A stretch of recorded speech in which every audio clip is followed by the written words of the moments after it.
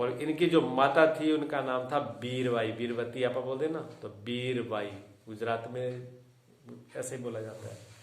तो बीरबाई, बीरबाई थी, वास्तव वीर कहते हैं बहादुर को, वो वास्तव में बीरबाई थी। वेदांत शास्त्र, ऐसे जो शास्त्र थे वेदांत के, वो खुद पढ़ती थी और सुनती थी सत्संग। इनकी माता जी, माता पिता खुद सत्संग करने वाले थे और वेदांत शास्त्रों के पढ़ने वाले थे। उन माँ बाप के संस्कार थे उनमें बचपन से, क्योंकि जो माँ की बहुत बड़ी भूमिका है। माँ का जो संस्कार है, बच्चा जब पेट में होता है और माँ जो संस्कार उस टाइम में लेगी, जो जैसा खाए पिएगी पढ़ेगी सुनेगी, वो बच्चे में हो जाएंगे, वो चीज बच्चे बन के तैयार होगी। तो माता खुद वेदांत का सुनने वाली थी, वेदांत शास्त्रों का ज्ञान करने वाली थी, वेदांत समझने वाली थी। उन्हीं के संस्कार से इन्होंने ऐसे वेदांत शास्त्रों की रचना करी है। ऐसे सीधे नहीं आगे, कितनी एक से एक कड़ी जुड़ी होती है। इसी बात से उनकी रुचि थी। अब प्रहलाद जी थे, प्रहलाद राक्षस कुल में थे, तो राक्षस कुल में भक्ति कहां से आ जाती? भक्ति होनी नहीं चाहिए थी राक्षसों में, लेकिन इन्हें के सब तो तपस्या के लिए चले गए। गर्भ में प्रहलाद जी थे, फिर कहां रहे ये? जंगल में नारद जी के यहाँ। नारद जी के यहाँ पर रही थी उनकी माता। हाँ जी, प्रहलाद जी की माँ जो थी 9 महीने के लिए, 8 महीने के नारद जी के पास में रही, संतों के पास रही, संतों के पास। अब संतों के पास तो रोज का भजन कीर्तन वही तो थे। तो जब वहां उनका जन्म हुआ, प्रहलाद की हिरण्यकश्यप जब तपस्या कराया उससे पहले उनका जन्म हो चुका था प्रहलाद जी का, और रहे क्या? आश्रम में। आश्रम में रही माता, तो जब जन्म हुआ तो भगत का हुआ। फिर हिरण्यकश्यप ने जोर लगा लिया प्रहलाद को बदलने के लिए, बदल नहीं पाया फिर। और प्रहलाद की पहली गुरु कौन थी पता है आपको? प्रहलाद की पहली गुरु कौन थी? कुमारी, जो आवे में आवा जिसने लगा रखा था, गढ़ों का आवा लगा रखा था एक कुमारी ने। उसके अंदर उसने आवा तो लगा दिया, आग लगा दी, और एक गड्ढे में बिल्ली के बच्चे थे। और बिल्ली के बच्चे जो है वो उसको बाद में ख्याल आया कि इसमें बिल्ली के बच्चे हैं और मैंने अग्नि दे दी आवा में, अब गड्ढे पकेंगे तो बच्चे तो मर जाएंगे, आवा खोल नहीं सकती, उसकी इतना ही रोजगार वही था, उसको द्वार बंद कर नहीं सकती। फिर वो हाथ जोड़ के बैठ गई, उसने कहा हे हरि हे नारायण, इन बच्चों की रक्षा करो। और उधर हिरण्यकश्यप जो है वो अहंकारी था, उसने कहा ईश्वर तो मैं हूं। जैसे शंभू पैदा हो जाते हैं ना, आज भी होते हैं बहुत, कहते हैं सब कुछ मैं ही हूं, मैंने अवतार लिया, गुरु ने बोला था कि तुम अवतार लेके आऊंगा, मेरा अवतार हो चुका, अब मेरी पूजा करो, मेरे फूल चढ़ाओ। ठीक है ना, ऐसे पहले भी अवतार होते थे, अब भी हो रहे हैं। और बाद में फिर कहां जाते हैं? जहां उनकी जगह वहां पहुंचा देते हैं। तो हिरण्यकश्यप को यह था कि ईश्वर तो मैं हूं, हरि मैं हूं, नारायण मैं हूं, मेरे अलावा किसी ने अगर किसी का नाम लिया फांसी की सजा दी जाएगी चुराई के अंदर, ये ऑर्डर था, मृत्युदंड।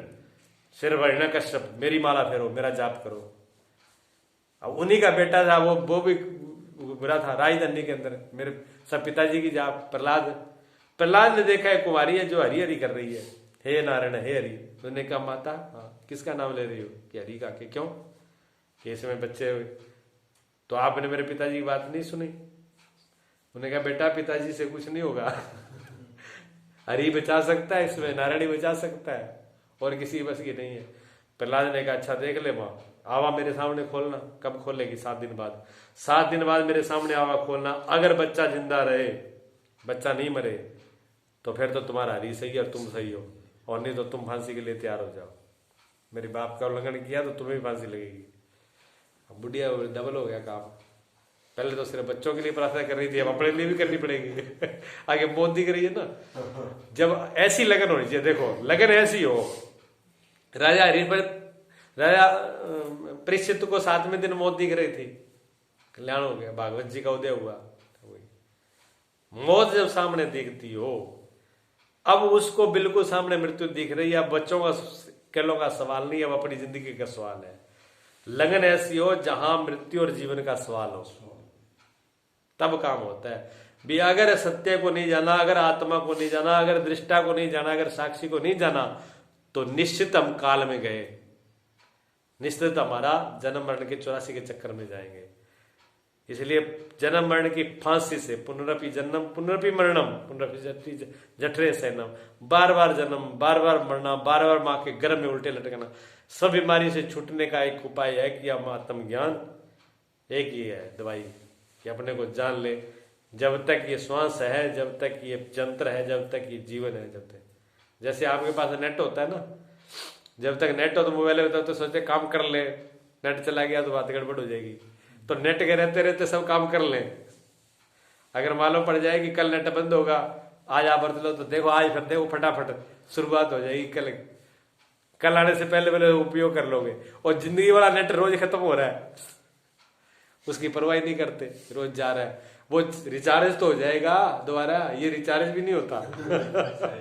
ये तो गया सो गया, जो सांस गई वो गई, प्राण चले गए चले गए। बाद में भले सारी दुनिया के पंप और सारी मशीनें लगा देना, फिर ये दोबारा लौट के नहीं आता। सिस्टम ऐसा ही है प्रकृति का, यहाँ विज्ञान फैल है इसके सामने, ऐसा सिस्टम है ये। तो उन्होंने लगन लगाई, लगन ऐसी, जिज्ञासा ऐसी होनी चाहिए, इसको जिज्ञासु कहते हैं, जिज्ञासा ऐसा हो। तो उन्हें पूरी लगन लगा दी, लगन लगा दी।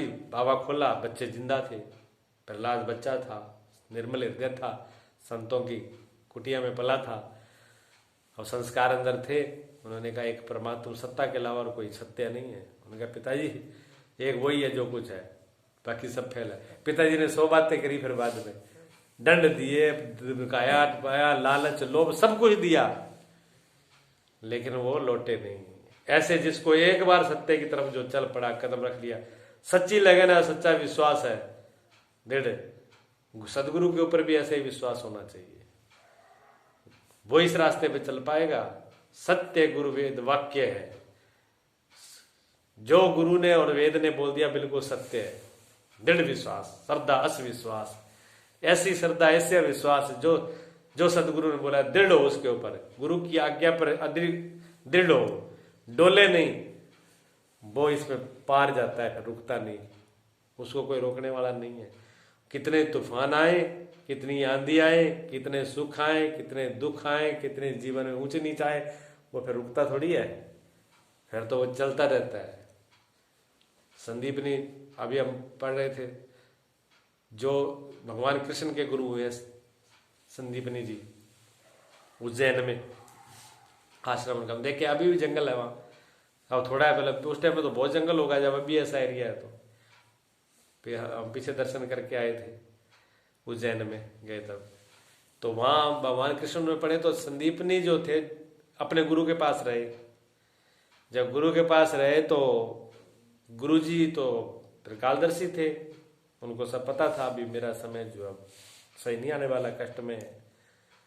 तो उन्होंने सब शिष्यों को बोला कि आपको मैंने विद्या दे दी और आप अपने अपने कार्य में लग जाइए, जिसका जो काम है अपने काम में जाइए, और मेरा मतलब समय जो अब सही नहीं है, मेरा कोई कर्मों से मेरे शरीर में दिक्कत होने वाली है, आप अपने अपने जाइए। सबको फ्री कर दिया उन्होंने। तो जो जो विद्यार्थी और आए हुए थे शिष्य, वो सब अपने अपने घरों में जाके काम लग गए, जिसको जो करना था लग गए। लेकिन संदीपनी जी नहीं गए, संदीप जी नहीं वहीं रुक गए। और गुरु जी को उनके इतना कष्ट आया कि उनको पता ही नहीं है, बेहोश की अवस्था में रहे वो, इतने पीड़ा, इतनी दर्द में रहे कि उनका शरीर बेहोश की अवस्था में रहा और बहुत टाइम तक रहा। संदीपनी शिष्य अकेले थे और वो उन्होंने शरीर को संभाला, उन्होंने सेवा करी, सब देखा। जब वो स्वस्थ हो गए, ठीक हो गए, होश में आए, तो उन्होंने कहा तुम गए नहीं कि गुरुजी जाना कहाँ था? तो कि मैंने तो आपको आज्ञा दे दी थी, आप अपने मेरे कार्य में लगो, जाओ, मेरा तो समय। कि गुरुजी आपने आपकी आज्ञा की तो पालन किया है, आपने कहा अपना अपना कार्य करो। तो गुरु की सेवा से बड़ा और कार्य क्या होगा? भी गुरु सेवा से बढ़ के कोई कार्य होगा? घर में जाके भैंस चराता, कोई गाय चरा रहा है, कोई गंडे को नुआ रहा है, कोई कुछ कर रहा है, कोई कुछ कर रहा है, झाड़ू पोछा कर रहा है, वो कार्य सही है कि गुरु की सेवा सही है? तो गुरु की सेवा से बढ़कर के कार्य क्या होगा? गुरुजी ने कहा ठीक। गुरुजी एकदम प्रसन्न हो गए। उन्होंने कहा बेटा जा, तूने गुरु की सेवा करी है, गुरु का मैं तो समझा है, तेरे को आशीर्वाद देता हूं, स्वयं नारायण तेरा आकर के शिष्य बनेगा, तेरी सेवा करेगा। बताइए आप, कितनी बड़ा गुरु का आशीर्वाद है। स्वयं नारायण आकर के तुम्हारा शिष्य बन के तुम्हारी सेवा करेगा, इतना बड़ा गुरु का आशीर्वाद किसी में है ताकत है? स्वयं भगवान नारायण कहाँ जन्म लिया, मथुरा काशी, एक गांव में गोकुल में कहाँ रहे, और गांव उज्जैन देख लो, जाना पड़ा वहां पर, वहीं जा करके रहे, उन्हीं की सेवा करी, उन्हीं को जंगल से लकड़ी ले आते, उन्हीं को से आते, अपने हाथ से खाना बनाते और गुरु संदीपनी को खिलाते, भगवान नारायण ने किए। गुरु ऐसी चीज है ना, विश्वास दृढ़ हो इसके ऊपर, निश्चय दृढ़ हो। ये जिज्ञासा है, जिज्ञासा ऐसी होनी चाहिए, लगन ऐसी होनी चाहिए, आर पार की लड़ाई, बस तब इस जीवन का, जो जीवन परमात्मा ने दिया उसका महत्व तो समझ में आएगा, तब उस जीवन के अंदर निखार आएगा, जीवन एक ज्वाला की तरह जगेगा, सोया सोया नहीं, मुर्दा मुर्दा नहीं, आनंद आएगा, जीवन का जीने का ढंग होगा। आप सच्चिदानंद घन हो, आप आनंद रूप हो, आपका स्वभाव है, ले आना नहीं कहीं से। जैसे गन्ने को मिठास कहीं से लेके नहीं आनी, गन्ने का स्वभाव है मिठास, इसी प्रकार सत्य चित्त आनंद तो आपका स्वभाव। आनंद आपको कहीं लेके नहीं आना, प्रेम आपको कहीं लेके नहीं आना, शक्ति आपको कहीं लेके नहीं आना, आप सब आपके अंदर है। तत्त्वमसि, वो तत्व जो है वो तुम ही हो।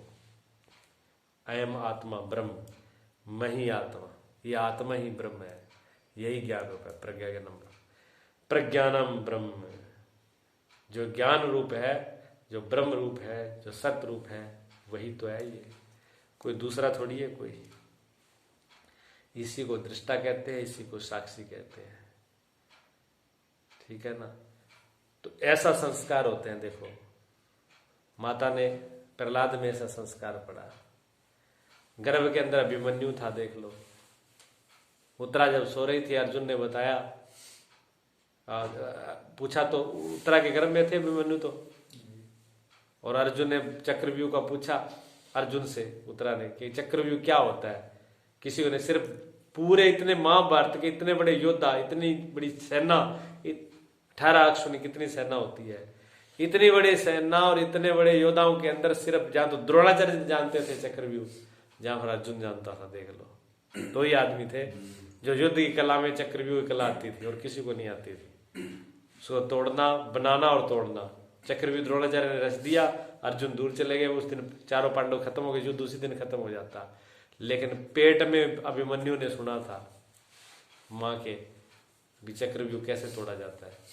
उसने कहा, ताऊ जी आप चिंता मत करो, युधिष्ठिर से कहा, चक्रव्यूह तो मैं तोड़ दूंगा, कि तुम्हें क्या पता, अभी हमें कोई ज्ञान नहीं, तेरे को कहां से आ गया, कि मैंने माँ के पेट में सीख लिया था, मेरे पिताजी ने बताया था।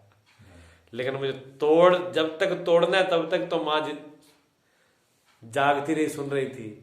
जैसे ही तोड़ के बाहर निकलना है, प्रवेश तो बता दिया, बाहर कैसे निकलना है, तब माता जी सो गई थी, आगे का मुझे पता नहीं है, तोड़ दूंगा मैं, निकलना नहीं जानता। तो उन्होंने कहा चलो हम आपके साथ, चारों भाई साथ में थे, तोड़ा उसको, तोड़ दिया उसने, तोड़ दिया, लेकिन निकलना नहीं जानता था, इसलिए चक्रव्यूह के अंदर ही मारा गया अभिमन्यु, निकल नहीं पाया। औरों को सबको बचा दिया, चक्रव्यूह भी तोड़ दिया, लेकिन निकलने की विद्या माँ सो गई थी उत्तरा, गर्भ के अंदर ही। माताओं की बहुत बड़ी भूमिका है। वो कहते हैं माँ वो छोरियों को ज्ञान नहीं सुनना चाहिए, माँ को ज्ञान, छोरियों के काम सत्संग का। अरे घर तो छोरियों ने चलाना ना, अगर वो एक जो आज लड़की है वही तो माँ बनेगी, घर तो माँ के हाथ में ही है। घर का कैसे सिस्टम क्या चलाना है, कैसे क्या करना है, वो तो माँ नहीं चलाना है। अगर माँ को पता नहीं है तो घर में तो घर कैसे चलेगा, वहां तो कलेश ही होगा, उसको खुद ही ज्ञान नहीं होगा तो सब अज्ञान अंधेरे में रहेंगे सब। तो जो माँ कर सकती है वो दूसरा कोई नहीं कर सकता। ऐसे अब बहुत इतिहास है। अष्टावक्र तो घर में ही थे, देख लो, घर में ज्ञान तो घर में, पिताजी का शुद्ध मत बोलो, एक से एक कहानियां है। हाँ तुम ये ज्ञान के संस्कार जो अंदर पड़ रहे हैं, हृदय में आ रहे हैं, अगर अभी आत्मज्ञान भ्रम बिल्कुल नहीं टूट रहा तो भी चिंता की बात नहीं, ये व्यर्थ नहीं जाएगा। ये संस्कार एक दिन फल जरूर लेके आएंगे, लेकिन अगर लगन होगी शुद्ध है तो अभी ही इसका परिणाम आएगा। साथ ही साथ देखना शुरू कर दे, उस तल पर उस आत्मा में जगना शुरू कर दे, देखना शुरू कर दे, समझना शुरू कर दें कि हम कहां पर हैं, तो मालूम पड़ेगा कि हाँ ठीक है। धीरे धीरे सारी चीजें आती चली जाएगी। ऐसा है जी, कहीं से लेकर के नहीं आना, समय नहीं लगता है समय। ये देखने वाला जो है ये घट दृष्टा की नहीं है।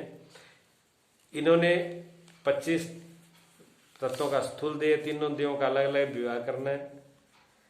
तो कहते हैं कि जानने का क्या परिवार होगा, ये स्थूल 5 भूतों का बना हुआ 25 तत्वों से बना हुआ मिश्रण से ये शरीर मैं नहीं हूं। इसका कहने का अभिप्राय क्या हुआ कि घट दृष्टा की न्यायी मैं न्यारा हूं, घड़े की तरह। ये सारे तत्व 5 भूत हैं, ये अलग हैं, मैं अलग हूं। मेरा इसका रात दिन का अंतर है, ये जड़ है, मैं चेतन हूं। ये मिट्टी है मैं, अब घड़ा जो है मिट्टी है? और घड़ा अपने मिट्टीपन को भूल जाए और घड़ेपन में आ जाए तो फिर जन्मो और मरो। मरना तो घड़े का ही है ना, फूटना घड़े का होता है कि मिट्टी का? घड़े का है, मिट्टी का तो नहीं है ना। मिट्टी घड़े से पहले भी मिट्टी थी, घड़ा है तब भी मिट्टी है, और घड़ा नहीं देगा टूट जाएगा ठीक है तब भी मिट्टी है। तो मिट्टी के होने में तो कभी भी दिक्कत नहीं है, मिट्टी की कभी मृत्यु नहीं होती। मृत्यु किसकी हुई? घड़े की। क्यों? बना घड़ा था। जब घड़ा बना, घड़ा पैदा हुआ, घड़ा तो मिट्टी। और घड़ा किस में पैदा हुआ? मिट्टी से। और रहा किस में? मिट्टी में। और मिटेगा तब मिट्टी में। तो एक अर्थ में घड़े का क्या बना क्या मिटा। लेकिन मिट्टी, घड़े को अपनी मिट्टी का ज्ञान नहीं है। घड़े को अपनी मिट्टी, अपने होने का भी मैं क्या हूं, घड़ा मिट्टी है, उस मिट्टी का ज्ञान नहीं है। क्या ज्ञान है? मैं घड़ा हूं, मैं घड़ा हूं। ये ज्ञान होने से उसका जन्मना और मरना हो रहा है। और जब मैं मिट्टी हूं, मिट्टी का ज्ञान हो जाए फिर जन्मना मरना नहीं है।